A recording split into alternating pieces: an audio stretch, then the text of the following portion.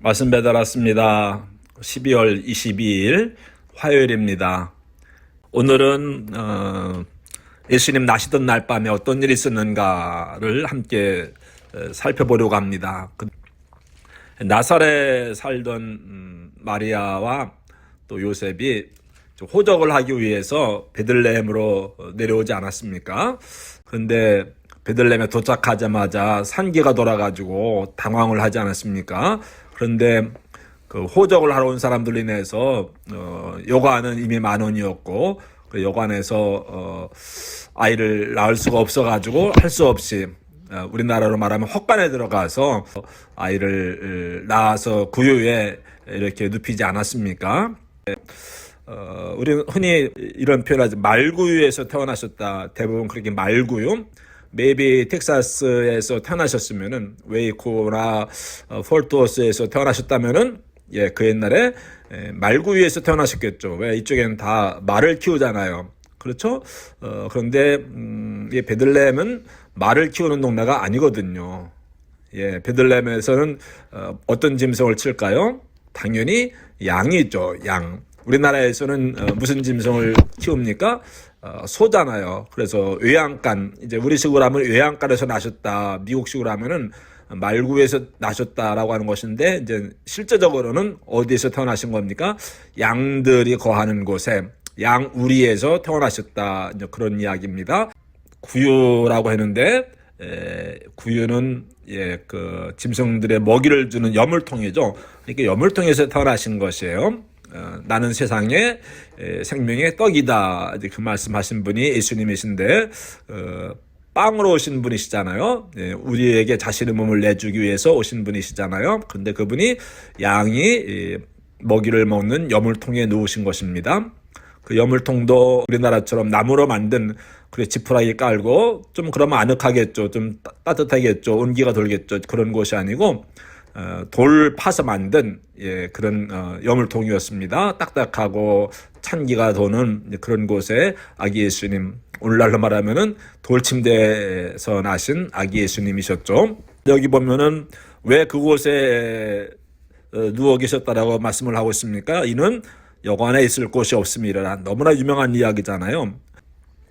요즘에 새로 번역된 성경 가운데는 여관이라는 단어를 쓰지 않는 것도 많이 있습니다. 예를 들면 NIV 성경 이런 데 보면 다른 식으로 표현되어 있습니다. 뭐라고 되어 있는지 궁금하시면 한번 보시길 바랍니다.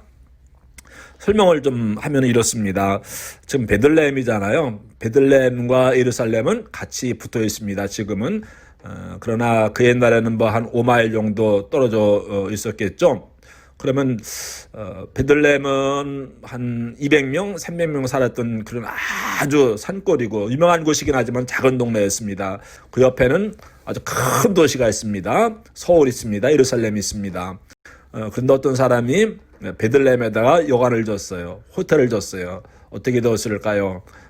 큰 도시가 바로 옆에 있고 또 거기에는 많은 여관들이 있고 또 지금 누군가가 베들레헴을 지나서 어디로 가고 있다고 한다면 100이면 100 다 어디를 가고 있는 중일까요?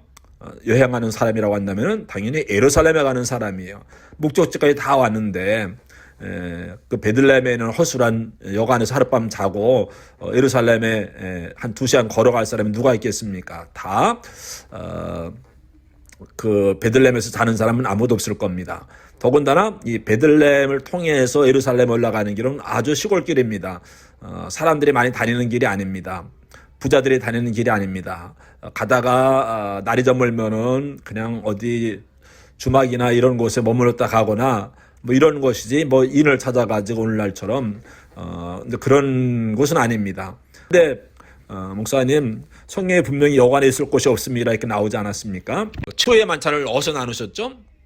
마가복음 14장 14절에 나오는데 어디에 가면은 어떤 남자가 물동이를 주고 할 텐데 그 사람을 따라가서 우리 선생님이 오늘 밤 이곳에서 만찬을 드신다고 하는데 방을 좀 하나 주십시오. 그러면 그 사람이 보여줄 것이다 해서 그렇게 했거든요. 그렇게 했는데 그 사건이 마가복음 14장 14절에 이렇게 번역이 되었습니다. 그리고 그가 들어가는 집에 가서 그 주인에게 말하기를 선생님께서 하시는 말씀이 내가 내 제자들과 함께 유월절 음식을 먹을 내 사랑방이 어디에 있느냐 하십니다. 하여라. 그러면 그는 자리를 깔아서 준비한 큰 다락방을 너희에게 보여줄 것이니 거기에 우리를 위하여 준비를 하여라 그랬습니다. 사랑방이 좀 더 구체적으로 어디입니까? 사랑방이 어디 있습니까? 라고 하니까 주인이 문을 열어주면서 큰 다락방을 보여주었습니다. 그리고 큰 다락방에서 초유의 만찬을 함께 나누지 않았습니까? 여기 유월절 음식을 먹을 내 사랑방이 어디 있느냐. 이 사랑방이 뭐냐면 아까 이야기한 그 여관에 방이 없습니다 했을 때 그 여관이에요. 같은 단어예요. 같은 단어인데 예수님 탄생하는 그 사건에서는 여관으로 번역해놓고 예수님 초의 만찬을 나누는 그곳에서는 뭐로 번역을 해서 사랑방으로 번역을 했어요. 이런 사관에 있을 곳이 없습니다 했던 그 사관의 또 다른 미닝은 eating room, 또 dining room, 또는 guest room 이런 겁니다.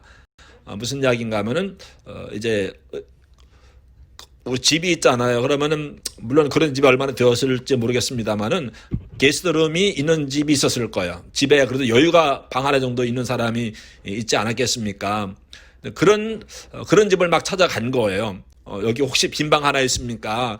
제 아내가 지금 막 산기가 도는데 좀 제발 좀 도와주십시오 하고 이 집 저 집을 문을 두드리며 다녔지만은 게스트룸이 있는 집이 별로 없었고 또 많은 사람들이 베들레헴에 와 있었기 때문에 주인 방에도 손님들이 좀 있었을 거예요. 그렇죠. 주인 방이지만은 지금 뭐 상황이 그러니까 그러면 제 방에서 좀 쉬었다 가시자 하고서 같이 자는 사람도 있었겠고 건넌 방에서 자는 사람도 있었겠고 좀 그런 이야기입니다.